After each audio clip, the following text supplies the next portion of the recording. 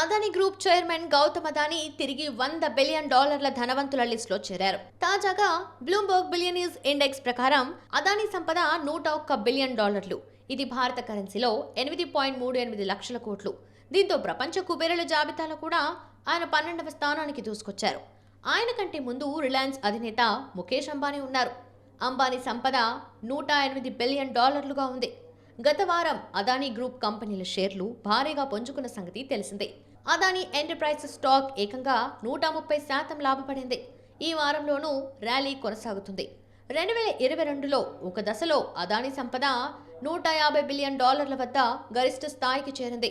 ఆ సమయంలో world rich లిస్ట్లో ఆయన 2-3 స్థానాల్లో కూడా కొనసాగారు.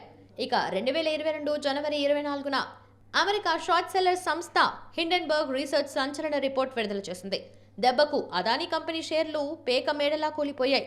అదానీ వ్యక్తిగత సంపద $37.7 బిలియన్ పడిపోయింది. అదానీ గ్రూప్ మార్కెట్ విలువ లక్షల కోట్లు పతనమైంది. ప్రపంచ కుబేరుల లిస్టులోనూ టాప్ 30 కిందికి పడిపోయారు. హిండెన్బర్గ్ రిపోర్ట్ను అదానీ తీవ్రంగా ఖండించినప్పటికీ వెంటనే కోలుకోలేదు. ఇన్వెస్టర్లలో విశ్వాసం నింపేందుకు పలు చర్యలు చేపట్టింది. రుణ వాయిదాల్ని ముందుగానే చెల్లించింది. కొత్త నిధులు సమకూర్చుకుంది.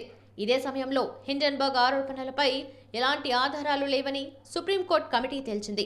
సెబీ దర్యాప్తు చేసినా ఇప్పటి వరకు పురోగతి లేదు. సిట్ విచారణకు డిమాండ్ చేయగా సుప్రీంకోర్టు అవసరం లేదని, సెబీ దర్యాప్తు సంతృప్తికరంగానే ఉందని తేల్చి చెప్పింది. దీంతో అదానీ షేర్లు మళ్లీ పుంజుకున్నాయి. అదానీ గ్రూప్ తన కంపెనీల షేర్లను కృత్రిమంగా పెంచుకున్నారని, మార్కెట్లలో అవకతవకలకు పాల్పడ్డారని హిండెన్బర్గ్ ఆరోపించింది. అలా విలువ పెరిగిన షేర్లను తనఖా పెట్టి లోన్లు పొందినట్లు వెల్లడించింది. అకౌంటింగ్ మోసాలు కూడా చేసినట్లు పేర్కొంది.